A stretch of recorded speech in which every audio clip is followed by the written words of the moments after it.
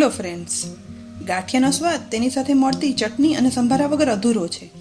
આપણે બહાર ગાંઠિયા ખાઈએ ત્યારે જોઈએ છીએ કે દરેક પ્રખ્યાત સ્ટોરના ગાંઠિયાની ચટણી પણ અલગ અલગ હોય છે અને ખૂબ જ સ્વાદિષ્ટ પણ હોય છે. આજે મેં એવી જ ગાંઠિયા સાથે ખવાતી 2 પ્રકારની સ્વાદિષ્ટ ચટણી બનાવી છે. તો તમે જ આ જોઈ અને કહેજો કે ગાંઠિયા સાથે તમને કઈ ચટણી વધારે ભાવે. પ્રથમ મેં લસણવાળી લાલ ચટણી બનાવી છે, જેના માટે ખમણ ઢોકળાનો ઉપયોગ કરશું. મેં આજે ખાટા ઢોકળા બનાવ્યા હતા, તો મેં આજે તે ઢોકળાનો ઉપયોગ કર્યો છે. જો ખમણ ઢોકળા હોય તો તે પણ વાપરી શકાય છે. હવે મિક્સરના ચોપરના જારમાં ઢોકળાને આ રીતે ટુકડા કરી અને ઉમેરશું અને મિક્સરમાં આ રીતે ક્રશ કરી લઈશું. 4 થી 5 ઢોકળાના મોટા ટુકડા આ રીતે ક્રશ કરી લેવાના છે. હવે ગેસની લો ફ્લેમ પર એક કઢાઈમાં 2 ચમચી તેલ ગરમ કરશું. તેલ ગરમ થાય એટલે તેમાં 1 ચમચી સૂકા ધાણા ઉમેરશું અને ધાણા શેકાવાની સુગંધ આવવા લાગે ત્યાં સુધી તેને સાતળશું. ધાણા ગોલ્ડન બ્રાઉન સતળાઈ જાય એટલે તેમાં હિંગ ઉમેરી અને પછી 2.5 ચમચી જેટલી આદુ, લીલા મરચાં અને લસણની પેસ્ટ ઉમેરશું અને તેલમાં સાતળશું. અહીં આદુ, મરચાં, લસણની પેસ્ટ વધારે ઉમેરવાની છે, કારણ કે ચટણીમાં જેટલા આદુ, મરચાં અને લસણ વધારે હશે તેટલી ચટણી વધારે ટેસ્ટી બનશે. હવે આ પેસ્ટ સતળાઈ ગઈ છે ત્યારે તેમાં સ્વાદ મુજબ મીઠું ઉમેરશું, 5 ચમચી હળદર પાવડર ઉમેરશું અને 1 ચમચી લાલ મરચું પાવડર ઉમેરશું. હવે બધું જ મિક્સ કરી તેમાં 1 ગ્લાસ પાણી ઉમેરશું અને ફરી એક વખત મિક્સ કરી બધું જ ઉકળવા દઈશું. બધું જ ઉકળવાનું ચાલુ થઈ ગયું છે તો તેમાં 1 ચમચી ખાંડ ઉમેરશું અને અડધા લીંબુનો રસ ઉમેરશું. હવે એક વખત મિક્સ કરી તેમાં ક્રશ કરેલા ખમણ ઢોકળા ઉમેરશું. આ રીતે મિક્સ કરશું. ધીમે ધીમે કરી બધા જ ક્રશ ખમણ ઉમેરી દેવાના છે અને મિક્સ કરી વધુ 1 ચમચી લાલ મરચું પાવડર ઉમેરશું. જુઓ, ધીમે ધીમે તુરંત જ પાણી શોષાઈ ગયું છે અને ફક્ત 1 જ મિનિટમાં આ લસણ અને ખમણવાળી લાલ સ્વાદિષ્ટ ચટણી બની અને તૈયાર છે. તો તેને એક બાઉલમાં કાઢી લઈશું.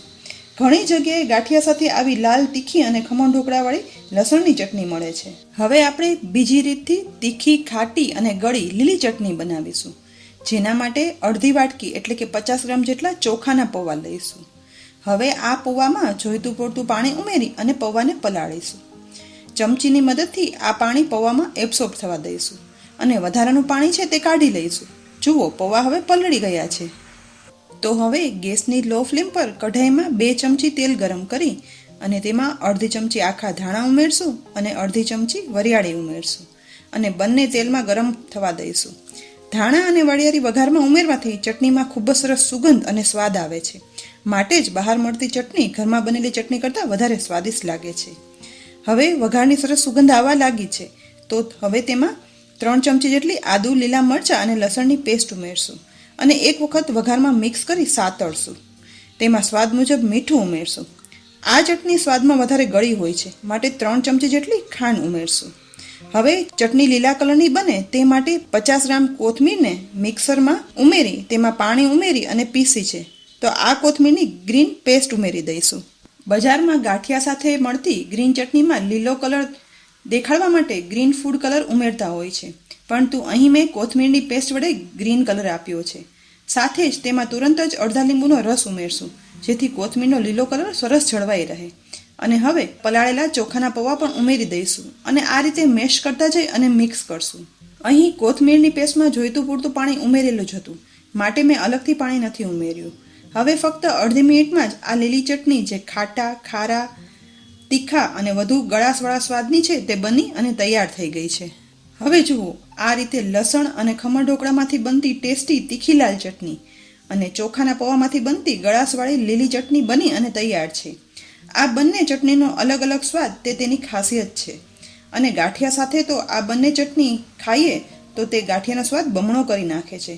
તો ફ્રેન્ડ્સ, તમે આ બંને ચટણી બનાવી અને ચાખી અને પછી મને કહેજો કે તમને કઈ ચટણીનો સ્વાદ વધારે ભાવ્યો. આવી જ અલગ અલગ રેસીપી જોવા માટે અમારી ચેનલને જરૂરથી સબસ્ક્રાઈબ પણ કરજો. સાથે જ અમારા ફેસબુક પેજને લાઈક કરી અમારા ફેસબુક ગ્રુપના મેમ્બર પણ બનો અને અમને ઇન્સ્ટાગ્રામ, ટ્વિટર અને પિન્ટરેસ્ટ પર ફોલો કરવાનું બિલકુલ ના ભૂલતા. હવે ફરી મળીશું એક નવી રેસીપી સાથે. આવજો.